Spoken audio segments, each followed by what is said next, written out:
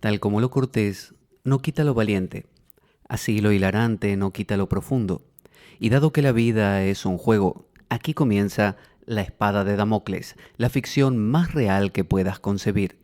La espada de Damocles es un programa que por mera falta de objetividad cree ser diferente. Personajes mitológicos salidos de los más profundos avernos, leyendas escabrosas y sin sentido, curiosidades inquietantes e inútiles, historias antiguas malversadas por nuestra incapacidad de entendimiento y cuentos carentes de profundo significado. También pretenderemos sin el menor éxito entender al ser humano en toda su dimensión. En suma, si quieres desperdiciar tu vida, aquí comienza La espada de Damocles, la ficción más real que puedas concebir. Puedes descargar nuestros programas grabados a través de nuestra web www.espadaweb.blogspot.com. Puedes comunicarte a través de Twitter con @PabloJVeloso. Puedes enviarnos un correo con inquietudes, opiniones, propuestas, info@espadaweb@gmail.com.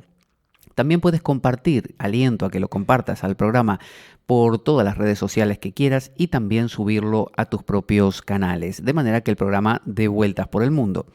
Pero sobre todo, no te lo puedes perder. Bueno, tengo algunas novedades que ya he citado en el programa anterior. Aquí estamos en la Biblioteca Pública del Fontán, donde grabamos el programa semana por medio con asistencia de público, asistencia libre y gratuita. Y bueno, después los compartimos por los podcasts, pero también ahora por una radio online muy prestigiosa que tiene llegada a toda Latinoamérica, a los Estados Unidos y a Europa, por supuesto, que se llama Ahora 3J Radio. Salimos en esta radio en los horarios de 2 a 4 de la mañana, horario España, los lunes, de 4 y cuarto a 6 y media de la tarde, también los lunes, y los viernes de 10 a 11 de la mañana y los sábados de 2 y media a 3 y media de la mañana.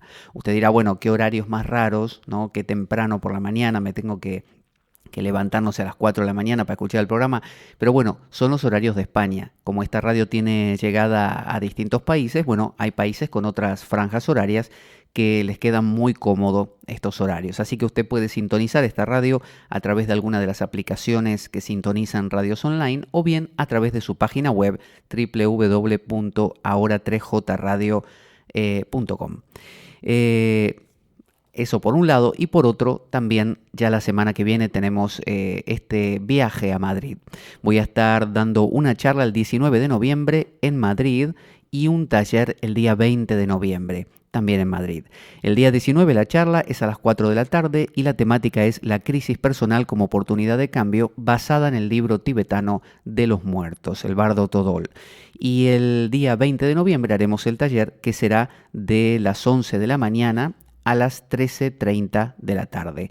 En ese taller profundizaremos el tema del libro tibetano, donde aplicaremos técnicas, prácticas, vivenciaremos, no solamente teóricas, sino prácticamente todo lo que este libro propone, que es un libro muy, no solo antiguo, sino muy profundo y que puede aportarnos esa especie, digo yo, de pegamento que permite que esas piezas que durante años nos quedaron ahí dando vueltas, caigan cada una en su sitio.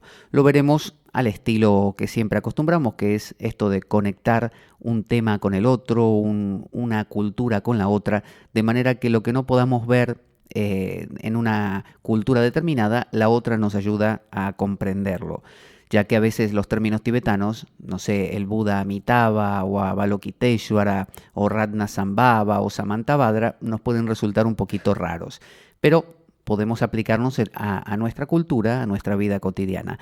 Para reservar la plaza para el taller, porque son plazas limitadas, tenemos hasta 25 nada más y ya somos como unos 13 o 14, puede hacerlo a pablojorgeveloso@gmail.com o bien conectarme a través de las redes sociales.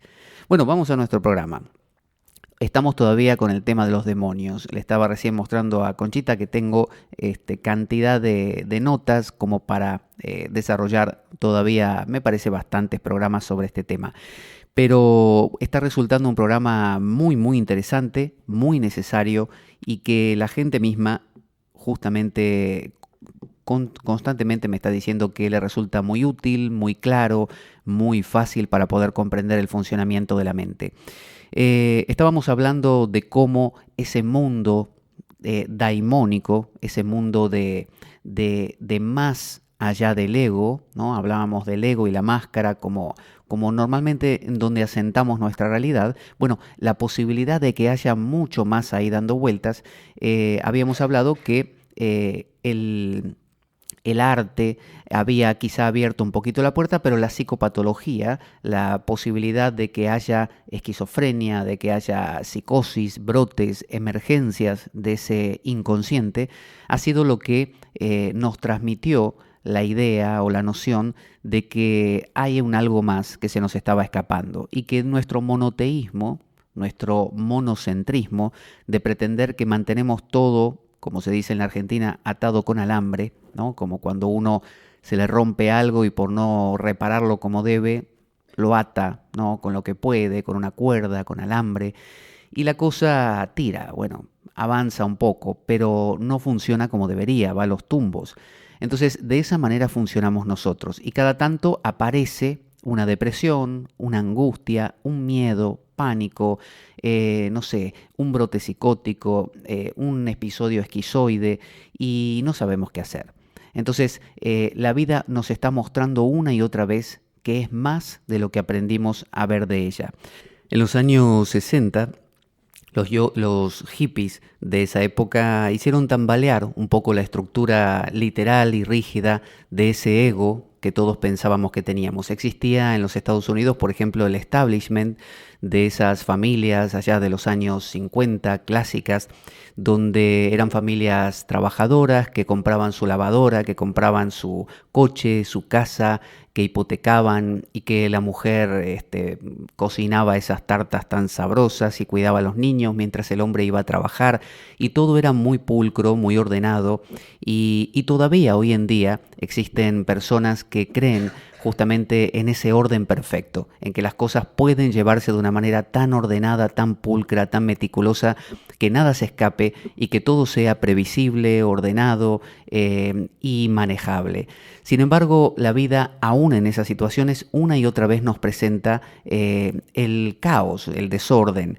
Lo hizo en esa época a través del propio movimiento hippie, pero aún los hippies, dentro de su movimiento psicodélico y de amor y paz, empezaron utilizando estos enteógenos, estas drogas que alteraban la conciencia, y también se interesaron por la meditación. Por ejemplo, el famoso Maharishi Mahesh Yogi, que fue el yogi que trajeron los Beatles, ¿se acuerda? Los Beatles, cuando viajaron a la India, conocieron a un maestro que enseñaba meditación trascendental y quedaron fascinados con él. Años después, John Lennon y Paul McCartney dirían que ese hombre estaba loco y que era un tipo sumamente violento, y lo rechazaron públicamente. Sin embargo, en su momento quedaron fascinados. Y este hombre lo que hacía era proponerles una posibilidad de que ese ego y esa máscara que hasta ese momento se había asentado y solidificado como el eje de nuestra vida no era todo. Entonces, ¿qué pasa cuando uno toma una sustancia enteógena? Es decir, recuerde que un enteógeno significa algo que tiene al teos, como Zeus, Theos, Dios dentro. Es decir, que cuando usted consume esa planta, que puede ser, no sé, la ayahuasca, o puede ser el hongo de San Pedro, o la mescalina, produce una especie de expansión donde ya no somos nosotros como yo, ¿no? Como un yo, como un ego, el centro del universo. No hay una máscara que nos contenga, sino que todo se vierte, se abre, o se divierte, ¿no? Se vierte en distintos recipientes. Entonces, la vida ya no es monoteísta, ya no es monocéntrica, ya no soy yo con mi ego y mi máscara. Ahora puedo ser un lobo que corre por la pradera, como puedo ser la luna que se ríe de una nube que pasa. Es decir, hay un mundo de poesía en esas sustancias. Entonces, don Juan de Castaneda también, cuando trabajó con su discípulo, con Castaneda, Carlos Castaneda, don Juan le decía que el trabajo con las plantas era muy útil y sin embargo peligroso. Decía don Juan que servía para que aquellas personas que estaban demasiado asentadas en esa idea fija en su ego, pudieran, él decía, mover su punto de encaje. Para aquellos que tenían la flexibilidad de moverlo ya de por sí, la apertura para entender estas nuevas cosas no hacía falta. Pero en el caso de Carlos Castaneda, don Juan le confesó más tarde que tuvo que usar las plantas repetidas veces con él, a riesgo, él sabía cuál era el riesgo, y el riesgo era que se deteriorara el cuerpo de Carlos Castaneda y también un poco su mente, porque hay quien, usando estas sustancias, usted conocerá alguno, se vuelven locos simplemente. Es decir, no logran cohesionar todo esto, no logran tener una visión nueva después de experimentar con estas plantas. Es decir, está este cuento del hombre que tenía el ombligo de oro, que he contado en alguna ocasión, que sufría por tener un ombligo de oro, porque todos se burlaban de él o lo señalaban con el dedo, y él cada noche rezaba para despertarse y no tener ese ombligo. Y una noche soñó que un ángel bajaba del cielo, le desatornillaba el ombligo y lo ponía sobre la mesa de noche. Y cuando despertó por la mañana, lo primero que hizo fue mirar la mesa y descubrió que el ombligo de oro estaba ahí. Por lo tanto, se dio cuenta de que sí, que le habían desenroscado de verdad el ombligo. Así que al verlo, una alegría infinita lo inundó, dio un salto en la cama muy grande y se le cayó el culo. Es decir, él tenía el culo sujetado con ese ombligo de oro. Ese ombligo de oro cumplía una función. Quizá muchos de nosotros, ese ego y máscara está muy bien asentado. Usted imagine que son años de vivir así, años de vivir desde eso, años de relacionarse con otros que nos comprenden, aceptan, quieren, respetan por eso. Entonces una persona que hace un vuelco, como hicieron los hippies, tiene una experiencia con alucinógenos, tiene un brote psicótico, tiene un episodio esquizoide, lo que fuera, es una persona que cambia, normalmente cambia, y después le cuesta insertarse en su entorno. Entonces, estas drogas que en su momento primaron en esa cultura de los 60 y de los 70 también, bueno, cambiaron muchas vidas, mostraron que había más e influenciaron obviamente en el arte. El surrealismo, el submarino amarillo de los Beatles o el álbum ese del Sgt. Pepper no hubiera aparecido si no hubiera sido por estas cosas. Tanto las drogas alucinógenas como también la meditación. Porque la meditación profunda, seria, es lo que, sería en el sentido de comprometida, es lo que hace que todo esto se vea desde otro ángulo. Entonces, cuando hablamos de estas técnicas como de drogas o de meditación, también podemos incluir, ¿se acuerda? La respiración holotrópica de Stanislav Grof, que fue uno de los pioneros de la Gestalt, junto con Fritz Perls y otros, y él comenzó experimentando con LSD, con ácido lisérgico. Es decir, era muy común que todos consumieran este ácido, pero usted sabe, hay gente que hoy en día todavía consume, no sé, ayahuasca u otras sustancias, pero lo hace como una especie de ¿qué hacemos este fin de semana? Y bueno, vayamos a tener una experiencia con ayahuasca que es divertido. Esa experiencia está vivida desde el mismo yo de siempre, por lo tanto no hay un verdadero cambio. Hay una especie de sensación de esto que estoy experimentando con esta sustancia es una completa locura, la cordura está en mi yo de todos los días, por lo tanto, cuando acaba esta experiencia y se me pase el efecto, volveré a ser yo, el de siempre, el verdadero.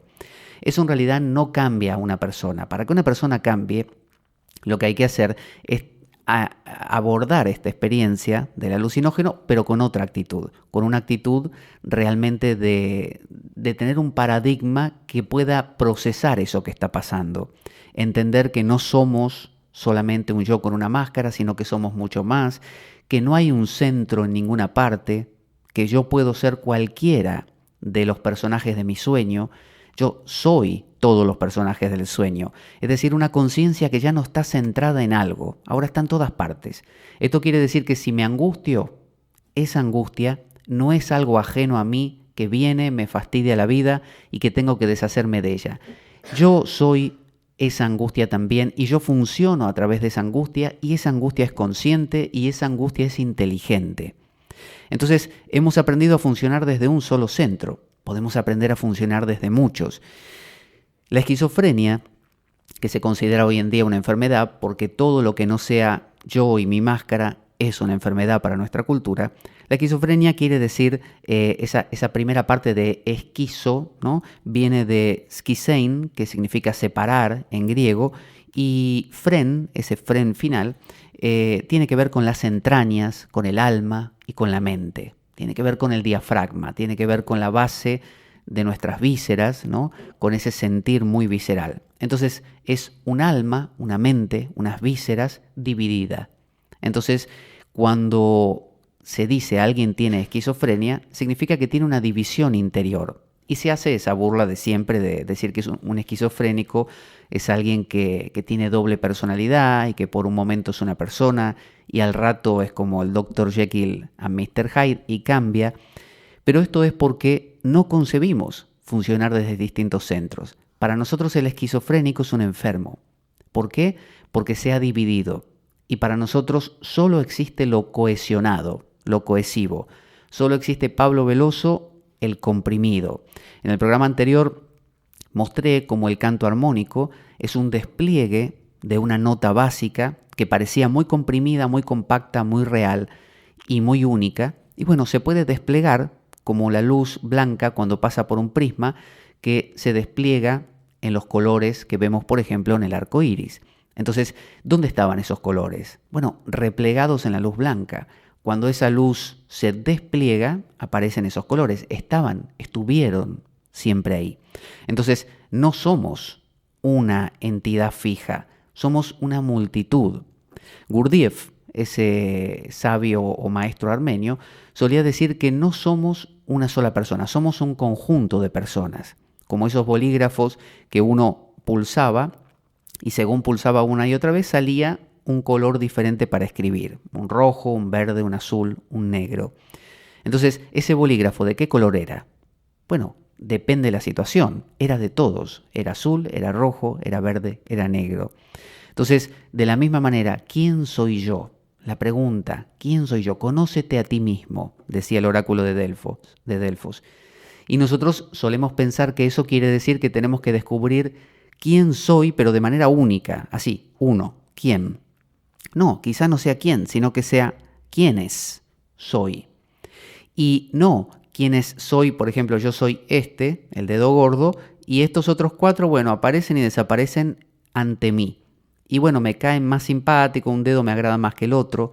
No, la idea es que yo no soy el dedo gordo atestiguando a los demás dedos aparecer. Yo soy todos los dedos. Soy tan el pequeño como puedo ser el índice o el gordo, cualquiera de ellos.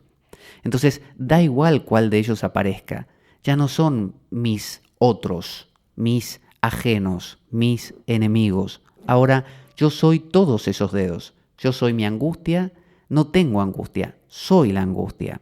No tengo tristeza, soy la tristeza. O si lo queremos decir en términos míticos, no tengo un Zeus que me aparece y me hace, no sé, tomar el cariz de líder. Soy ese liderazgo, soy plenamente. Por eso, todas estas técnicas meditativas que apuntan a estar haciendo lo que uno está haciendo. Entonces dicen, por ejemplo, en el Zen, cuando estás comiendo, come.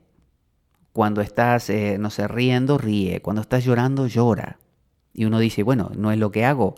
No, uno normalmente lo que hace es estar comiendo, pero está pensando que está comiendo, como si el comer fuera una cosa que yo estoy haciendo, ajena a mí, algo que me está pasando. En realidad yo soy el comer, yo soy el llorar, yo soy el reír. Cuando lo vemos así, esas cosas ya no asustan. Entonces no hay posibilidad de esquizofrenia. La esquizofrenia es un invento moderno. La espada de Damocles.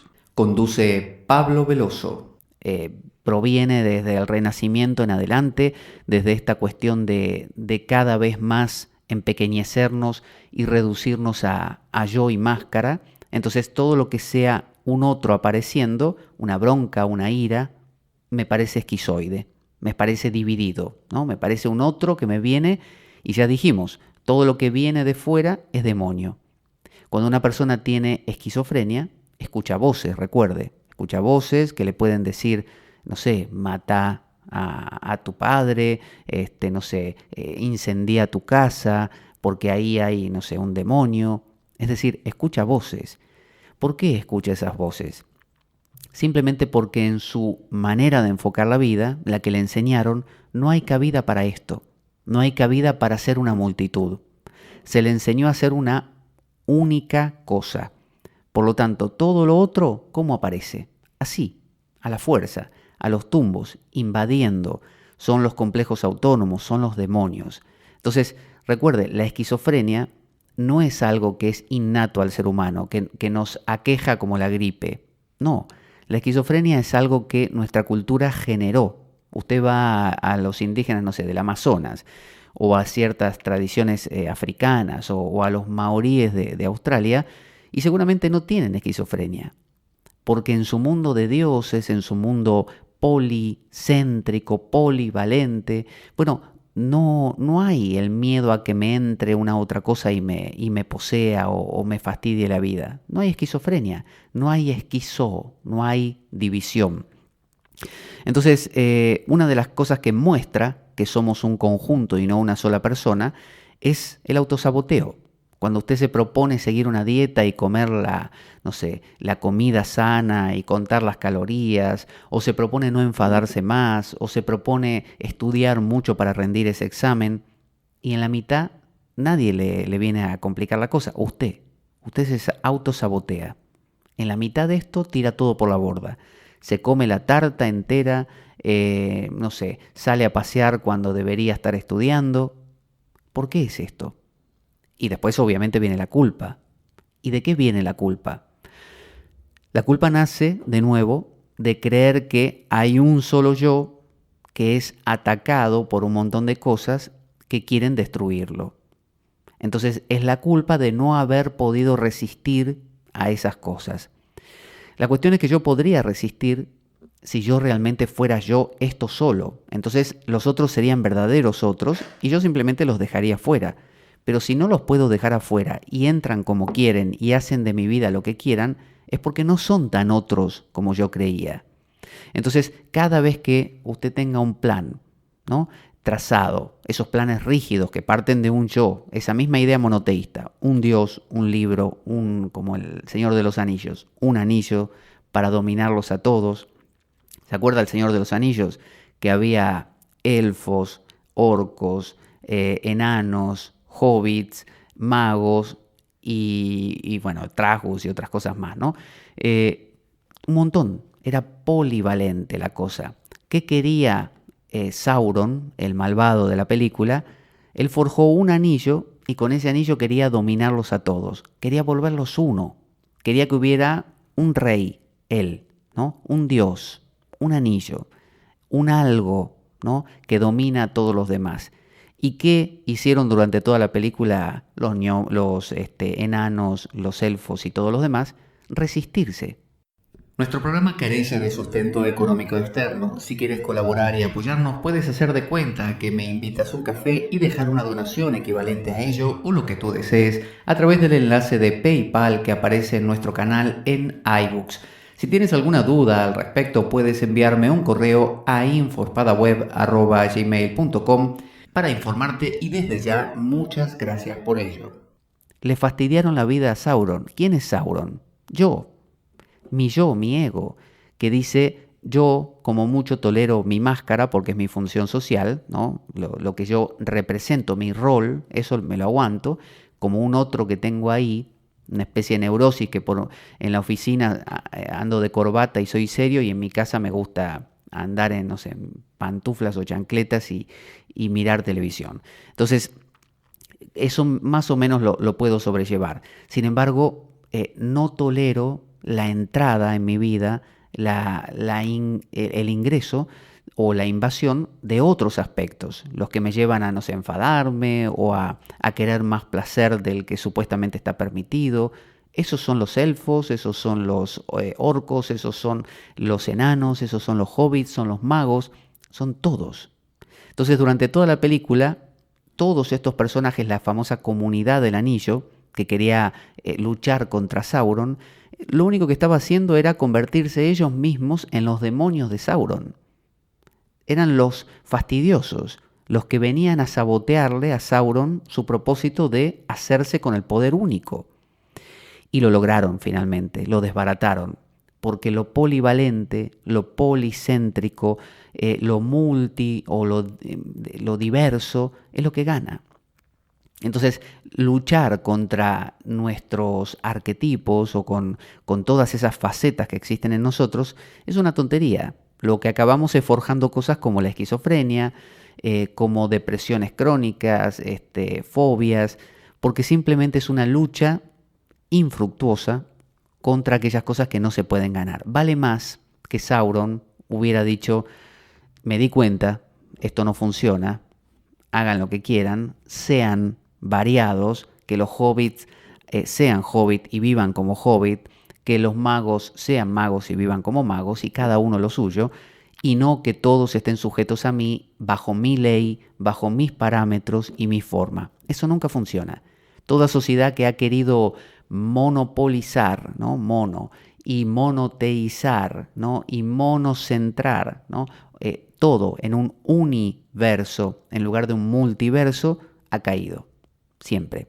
No dura demasiado, porque ese 1984 orwelliano tarde o temprano se empieza a resquebrajar. Entonces, la misma Roma, ¿se acuerda? La famosa Pax Romana. ¿Qué era la Pax Romana? La paz romana. Consistía en conquistarlos a todos y someterlos a Roma. ¿Roma qué es? El ego, ¿no? Es ese yo que quiere dominar el miedo, dominar la tristeza, dominar la depresión, dominar los placeres, las pasiones, dominar la ira, dominarlo todo. Sauron, ¿no? Del Señor de los Anillos. Y no gana nunca. ¿Qué pasó con Roma? Funcionó bien durante un tiempo, igual que Sauron, que parecía que iba a ganar. Siempre parece que vamos a triunfar sobre el miedo, siempre parece que vamos a triunfar sobre la depresión, y tarde o temprano Roma cayó. Empezó a llenarse ¿de qué? De bárbaros. Esos bárbaros, ¿no? Los que tenían barba, los bárbaros, ¿no? Los otros, los que no eran romanos, los que no eran de los nuestros, ¿no? De los buenos, ¿no? De los compactos, del ciudadano civilizado. Empezaron a invadir. Y no solo invadir, sino que llegó a haber hasta emperadores bárbaros. Y bueno, ese polifacetismo que empezó a surgir, esa multidiversidad romana, hizo que perdiera potencia ese ego, esa pax única del estilo romano, y todo se volvió diverso, y Roma perdió fuerza. Pero ¿sabe qué pasó? Cada vez que pierde fuerza y que Sauron empieza a perder, y que la comunidad del anillo empieza a ganar, algo pasa y vuelve a resurgir Sauron, porque la historia es siempre cíclica, y aparece otra oleada más. ¿Qué pasó cuando Roma estaba a punto de caer, ¿no? Que estaba ya muy debilitada? Constantino, en ese mundo ya donde había dioses, ¿se acuerda? Dioses egipcios como Isis, cultos egipcios, cultos persas como Mitra, había todas las religiones que llegaban de todos los confines del mundo romano, conquistado por Roma, Roma las absorbía.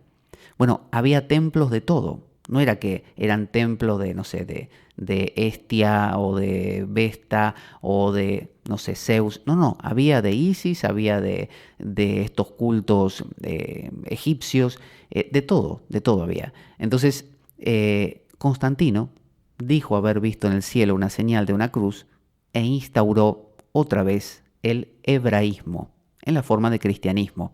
Es decir, otra vez un solo Dios, no muchos, un solo libro, no muchos, una sola forma de comportarse, no muchas. Y eso hizo que el imperio otra vez se fortaleciese en la forma, aunque hubiera caído Roma en sí, ahora volvió a resurgir como la cristiandad. Y esa cristiandad reinó durante mucho tiempo como forma monolítica, hasta que volvió a caer en el Renacimiento italiano. Y ahora se volvió a compactar en la forma de la ciencia, ¿no? Literal, esto es esto, aquello es aquello. Una verdad, la científica, una sola forma de entender cada cosa, la científica, la lógica, la racional y ninguna otra. Entonces, es esa lucha eterna entre quiero mantener el control y me doy cuenta que no puedo. Y cuando aflojo y me dejo comer, ¿no? Como se dice, comer por los piojos, vuelvo a resurgir y vuelvo a coger fuerza y vuelvo a conquistarlo todo.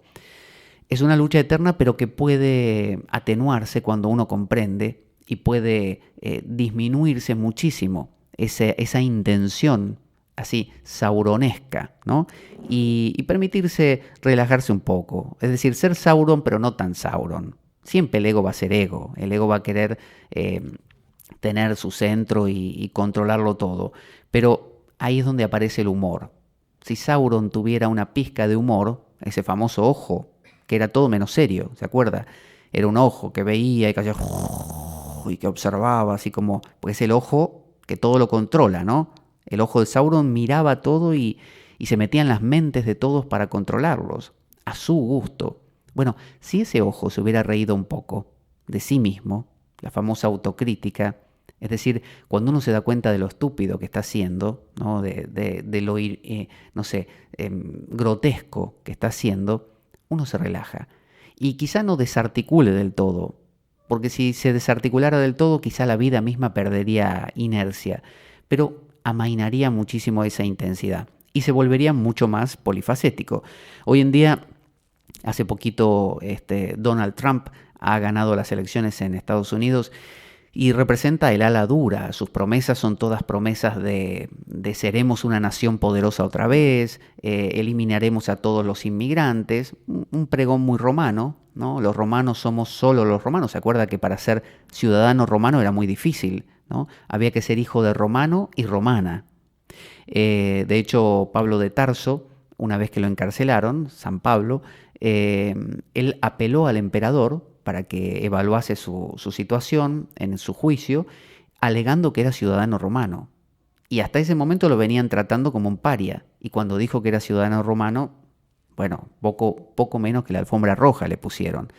Esto quiere decir que tendemos a, cuando por ejemplo en este caso Donald Trump promete este nacionalismo, una nación, que aquí en España también suena muy conocida la historia, todos los fascismos, las alas duras, militares normalmente, hablan de unificar, no lo poli.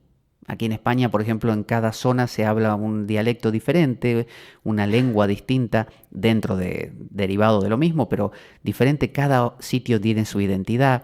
Bueno, esa ansia de que todo debe ser uno, todos debemos hablar igual, todos debemos pensar igual, todos deberíamos ser lo mismo. Hay una resistencia eterna contra eso, porque dentro nuestro también la hay. Entonces, resistirnos, podemos redescubrir, volver a retomar eso y darnos cuenta de que esa resistencia es algo muy, muy oportuno. Es lo que nos permite darnos cuenta de que por ahí no va la cosa, que ya llevamos 40, 50, 90 años de vida, cada uno de nosotros, haciendo lo mismo y luchando infructuosamente, siendo el Sauron que siempre pierde, que gana por un tiempo y después pierde.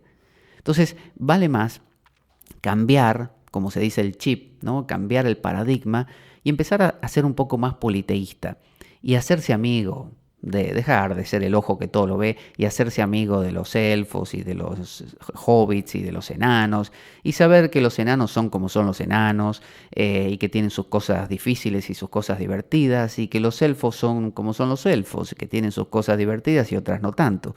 De la misma manera nuestras emociones. Entonces, pretender vivir sin miedo, pretender vivir sin depresión, pretender vivir sin ira, no funciona, nunca ha funcionado. Solo por tiempos cortos y a un alto precio. Al precio de crear al otro, al demonio.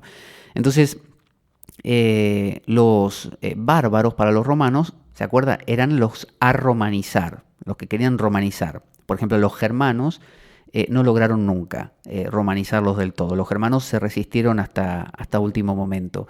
Y eran vistos por los romanos como bestias. Los romanos veían a los hunos, que los hunos, los de Atila, deliberadamente se mostraban así, porque sabían que ellos cumplían ese rol de ser los demonios de los romanos. De hecho, Atila había formado parte de un intercambio que hacían los romanos muy comúnmente, que pedían al rey bárbaro, no sé, Alarico, qué sé yo, cualquier rey que hubiera, le pedía que enviase a alguno de sus hijos a vivir a Roma durante, no sé, 5 años. Y los romanos, un personaje de jerarquía alta, enviaba también a uno de sus hijos a vivir con los supuestos bárbaros. Entonces cada uno aprendía de la cultura del otro. Y eso era la pretensión de Roma de acercar culturas. Entonces Atila, que se nos presenta como un ser cuasi demoníaco, a los ojos de Roma lo era, que se decía que donde su caballo pisaba no crecía más la hierba, o sea que era el azote de Dios, le llamaban, o sea que era algo totalmente malévolo, ¿no? ¿Por qué? Porque era rechazado, y Atila lo sabía. Entonces Atila, su manera de entrar igual, era asustando a los romanos. Entonces nosotros demonizamos a nuestra depresión, demonizamos a nuestra tristeza, demonizamos a nuestra ira, y después, claro, esas emociones hasta gustan de ser así y se acostumbran a parecérsenos así. Entonces, después nos sorprende ver a una persona que tenga otro paradigma y que puede enfadarse sin problemas, que puede entristecerse sin problemas, y uno dice, pero como ese hombre que era maestro de un discípulo suyo, de meditación y estas cosas orientales, y en un momento alcanzó la iluminación. Entonces el discípulo le preguntó, maestro, nosotros hemos compartido muchas cosas, hace muchos años que estamos juntos, y yo he visto muchas de sus esfuerzos. Dígame, ahora que alcanzó la iluminación, ¿qué ha cambiado? Y el maestro le dijo, bueno, tú viste que yo antes me deprimía. Y el discípulo dijo, sí, maestro, ya sé que se deprimía. ¿Ahora no se deprime más? No, no, no, dijo el maestro, ahora también me deprimo. Entonces el discípulo se sorprendió, él esperaba escuchar la respuesta de no, ahora no me deprimo más. Esa idea monolítica de que cuando alcance la iluminación nunca nada más pasará, ¿no? El anillo de Sauron, todo, un anillo para controlarlos a todos, ¿no? Todo dominado. Y el maestro le dijo, no, me sigo deprimiendo, la diferencia es que ahora no me importa. Es una pequeña y una grandísima diferencia. En la visión politeísta, no me importa que entre Ares y rompa todo, no me importa que entre Afrodita y me llene de pasión, no me importa que entre Hefestos y me haga trabajar, no sé, ordenando las cosas de mi casa, no me importa, me parece bien. En cambio, cuando yo vivo bajo la visión monoteísta, digo, ¿quién es Ares? ¿Quién es Afrodita? ¿Quién es Hefestos? Y cuando entran, me asustan, porque no los conozco, no los reconozco, no los quiero en mi vida. Entonces, este cambio de paradigma, por ejemplo, Freud tenía mucho de esto de la romanización. Él hablaba de conquistar el inconsciente. Vio que todos nosotros, querrámoslo o no, seamos, no sé, religiosos, ateos, lo que sea, todos pensamos que tenemos un inconsciente, ¿no es cierto? Es decir, esta idea de la división. Él esquizó, ¿no? Esta esquizofrenia, esta división. Soy yo, el consciente. Todos nosotros estamos convencidos de que este yo consciente, por ejemplo, Pablo Veloso en este momento, vigilia, despierto, es lo verdadero y lo bueno. Que cuando Pablo Veloso se duerme, medio que pasan cosas que no son muy buenas, ¿no? O sea, pueden pasar cosas divertidas, pero también otras medias pesadas que no deberían estar ahí. Pero bueno, dormir hay que dormir y se sueña. Y por otro lado, aparecen emociones de vez en cuando en Pablo Veloso que fastidian. Eso es el inconsciente, ¿no? Entonces Freud dijo, hay un sensor en nosotros aprendido, ¿no? Que es como el super yo, es como el padre introyectado. Todo lo que la sociedad nos dice que no te hagas pis encima, le dicen a los bebés, no te hagas caca encima, no vomites, no estés serio, sonríe, ¿no? Todo ese tipo de cosas que de adultos las seguimos teniendo, ¿no? Hay que hacer tal cosa, no hay que hacer tal otra, los hombres no lloran, las mujeres deben comportarse como señoritas. Todas estas clases de tonterías, decía Freud, aprendidas, son las que hacen que cuando uno tenga emociones que contradicen esto, sean sepultadas, no permitidas, guardadas en lo inconsciente.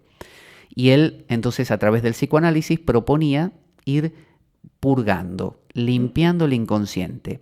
Traducido, lo que él quería decir era que el yo debía hacer propio todo lo que había en ese inconsciente, es decir, recuperarlo.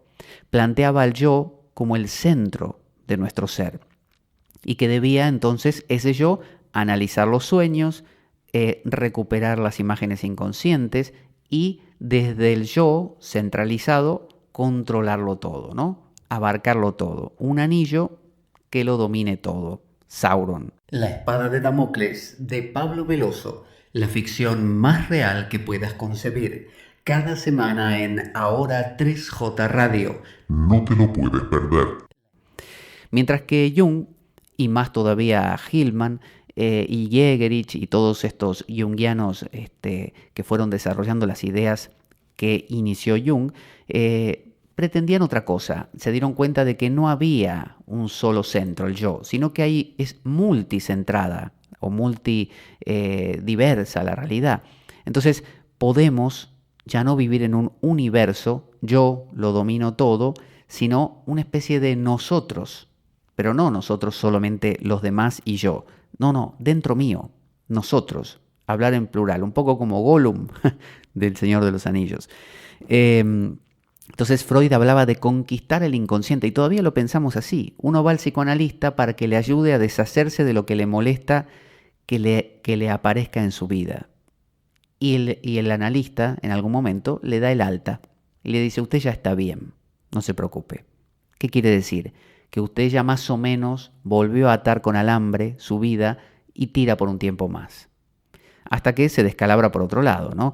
O nos pasa algo fuerte y ese sacudón hace que ese alambre afloje y se me nos caigan todas las partes otra vez y haya que tomar un medicamento y así estamos. Esa es una opción. Vivir así, usted pregúntese, ¿para usted vale la pena? Si la respuesta es sí, adelante, avanti, ningún problema. No le digo que esté mal.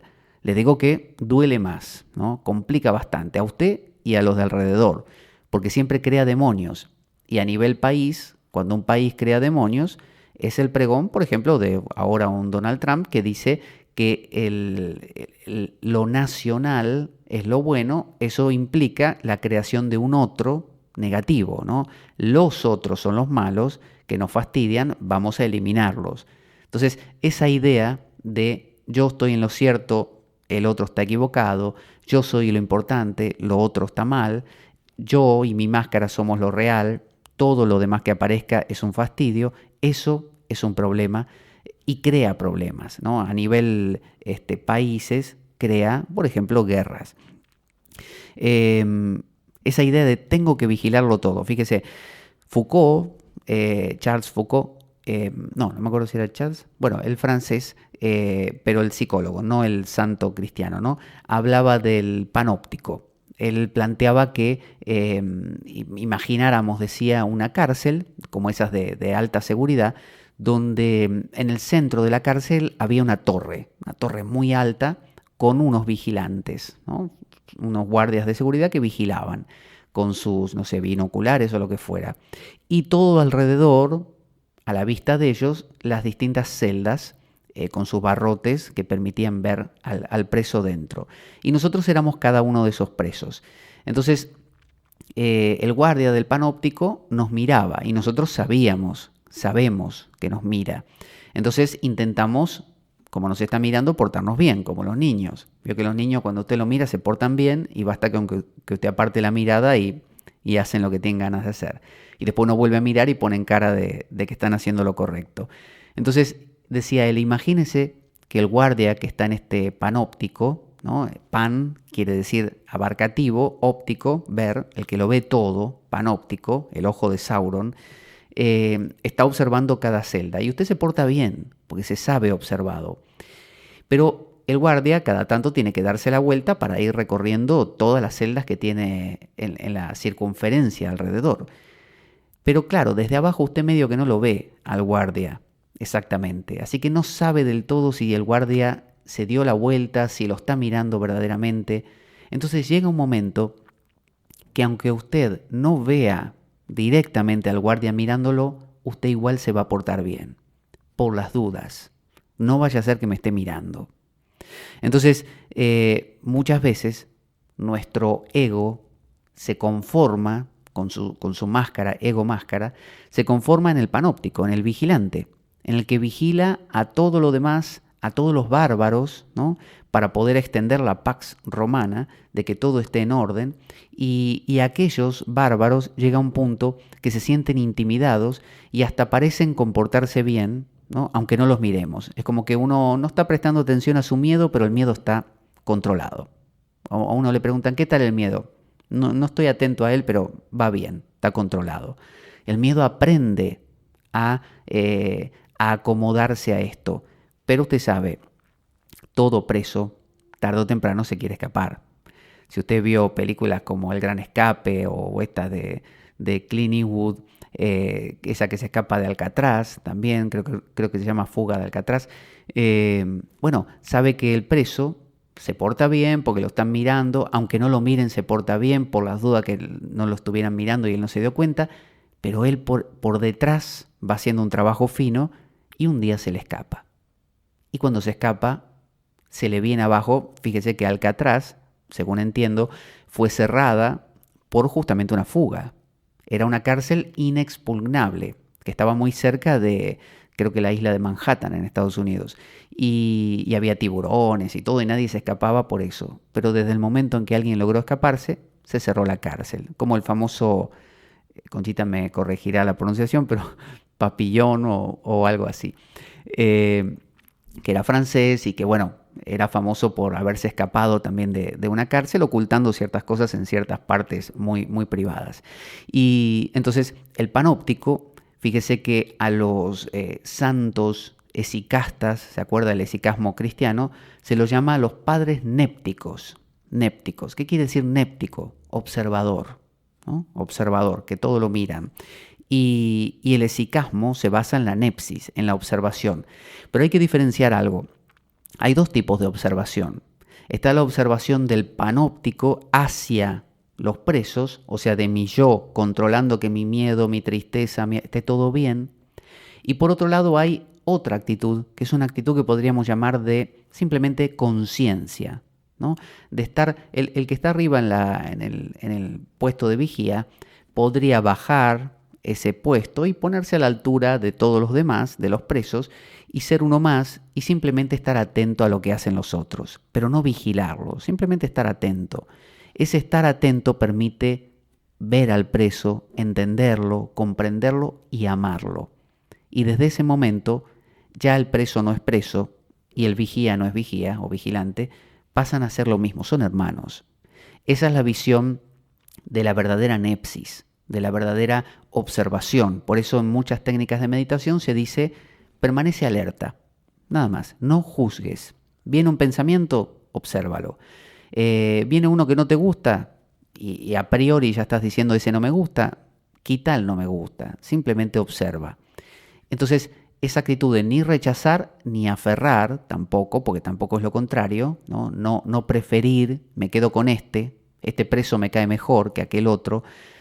Ir como quitando esas preferencias hace que uno pueda conocer a los presos. Y cuando uno conoce a los presos, empiezas a aprenderse los nombres. Dice, este se llama Juan, aquel es Pedro, esta es, no sé, María, y a este le gusta tal cosa, esta tiene un hijo, y ¿no? Empieza a conocer. Entonces uno descubre que uno ya no era tan diferente que los presos. Uno es diferente cuando está arriba en el panóptico a 15 metros de altura, vestido de guardia, con un lavado de cerebro terrible de que uno es especial, con un arma en su mano, dispuesto a dispararle a cualquiera de esos bárbaros que combaten la paz romana, y uno es el que establece la Pax Romana, el anillo de Sauron, ¿no? Un anillo para dominarlos a todos. Pero si usted empieza a entender que cada uno de ellos tiene su historia, su vida, a usted le pasan a simpatizar, usted los quiere. Y se descubre, usted dice, mira, este tiene un hijo, yo también. Este tiene miedos, yo también.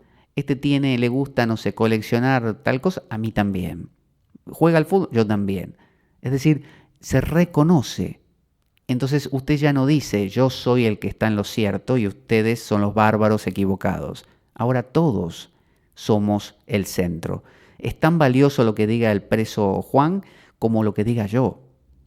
Entonces se cae la idea de un único, ¿no? Que eso pasa en todo. El artista, uno va a ver al artista y piensa, el artista es especial, es mágico, él sabe, él es el guitarrista, el cantante, yo soy un pobre ignorante que lo voy a ver. No, cada uno de nosotros es, como sociedad, tan valioso como todos los demás. Si no, acabamos haciendo lo mismo. Extendemos el monoteísmo, monocentrismo a todo. Y acabamos pensando que existen los especiales y buenos y poderosos y todos los otros necios, como esa idea monárquica de el rey arriba y debajo de él, como decir, nadie. Debajo de él todos somos iguales. El único diferente es el rey, ¿no? Todos los demás valemos lo mismo. No una idea de que, bueno, este hace esto, aquel lo otro, cada uno tiene lo... No, no. El rey es como Dios, ahí arriba está Dios, el rey y nosotros. Nosotros somos un grupo, todos nosotros. Y no es así. Porque eso, ¿sabe qué? Nos hace a nosotros una especie de masa indiferenciada. Cuando uno piensa en los miedos, las tristezas, no sé, la ira que puedo tener, no tiene cara. Son cosas que ni las conocemos. La ira, esa porquería que tengo, que a veces me da o me agarra. En cambio, si usted bajara de su panóptico, ¿no? Bajara como si tuviera una manivela, una manija, y bajara la altura del panóptico y bajara a la altura de toda esta gente, y los vería y diría, no son bárbaros. Para el ciudadano romano que vivía en Roma, Atila o cualquiera de ellos, o los germanos o los pictos, eran bárbaros brutales, no sé, comerían gente para ellos. Pero el día que los veían, no en una batalla cara a cara, una legión romana contra los bárbaros, porque ahí también, sino si convivieran, como este intercambio que yo les digo que sucedía, el romano que fue a vivir con los hunos habría descubierto que los hunos se parecían mucho a los romanos. Tendrían costumbres distintas, es cierto, se vestirían de manera diferente, pero en el fondo no eran tan distintos. Entonces, demonizar tiene que ver con separarse uno, priorizarse uno, subirse al panóptico y mirarlo con ojos crueles desde ahí. Vamos a ver hasta aquí. Porque, bueno, este tema todavía va a tener tela para cortar. Y bueno, les recuerdo nuevamente que en Madrid voy a estar la semana que viene, así que quien quiera puede reservar su plaza para el taller, sobre todo, no tanto para la charla, aunque para la charla también, porque las plazas son en ambos casos limitadas. La charla va a ser el día 19 a las 4 de la tarde en Ecocentro, y el día siguiente, el día 20, a las 11 de la mañana hasta la 1:30 de la tarde, con un corte ahí en medio para tomar un refrigerio, va a ser en el Centro Mandala, que lo pueden buscar en Google ambas cosas, Ecocentro y Mandala, y pueden encontrar así fácilmente la dirección. Para el taller, que tiene como costo una aportación voluntaria, la que cada uno quiera, no hace falta más que reservar la plaza, porque ahí sí, como les decía, tenemos plazas limitadas, espacios limitados, y ya más o menos hemos pasado de la mitad de los concurrentes que pueden llegar a caber en ese sitio. Y también les recuerdo la radio online, por si quieren escuchar este programa en distintos horarios y no tanto en el formato podcast, sino si acostumbran más al formato de radios online, tienen Ahora 3J Radio, o en su página web www.ahora3jradio.com. Ahí pueden escuchar La Espada de Damocles, que ahora la tenemos en distintos horarios y días, los lunes de 2 a 4 de la mañana y de 16:15 a 18:30. Los viernes de 10 a 11 de la mañana y los sábados de 2:30 a 3:30 de la mañana. Así que no se puede quejar, lo tiene por todas partes. Es una especie de invasión de La Espada de Damocles. Usted enciende la radio y ahí está. Usted pone YouTube y ahí está. Usted entra a iBooks y ahí está. Un día de esto le va a aparecer en su propia casa, no sé, en persona, Filemón. Así que nuestro programa carece de sustento económico externo. Si quieres colaborar y apoyarnos, puedes hacer de cuenta que me invitas a un café y dejar una donación equivalente a ello, o lo que tú desees, a través del enlace de PayPal que aparece en nuestro canal en iBooks. Si tienes alguna duda al respecto, puedes enviarme un correo a info-espadaweb@gmail.com para informarte, y desde ya muchas gracias por ello. Puedes sumarte al nuevo grupo de Telegram de La Espada de Damocles. Para eso solo tienes que descargarte la aplicación para el sistema operativo que tú utilices en el móvil o en el ordenador, en la computadora. Una vez que te lo descargas, puedes, llenando los datos que te pide, entrar y buscar mi alias, que es Pablo Veloso, y una vez que lo encuentras me dices: hola, ¿qué tal? Soy fulano o fulana de tal y quiero entrar en el grupo de la Espada de Damocles. Inmediatamente te envío un enlace de invitación y ya estás dentro del grupo. Es un grupo donde compartimos material, donde vemos las últimas novedades de la espada y donde nos conocemos entre nosotros los damocleanos. Un grupo muy divertido, muy profundo, muy valioso, realmente. Te va a gustar. Dado que la vida es un macabro juego concebido por una mente perversa, únete a nosotros el próximo domingo, el próximo jueves, cuando hagamos este programa, o por la vía que nos puedas encontrar cuando escuches las siguientes palabras: La Espada de Damocles, la ficción más real que puedas concebir. Buena vida para todos, buena semana y avanti damocleanos.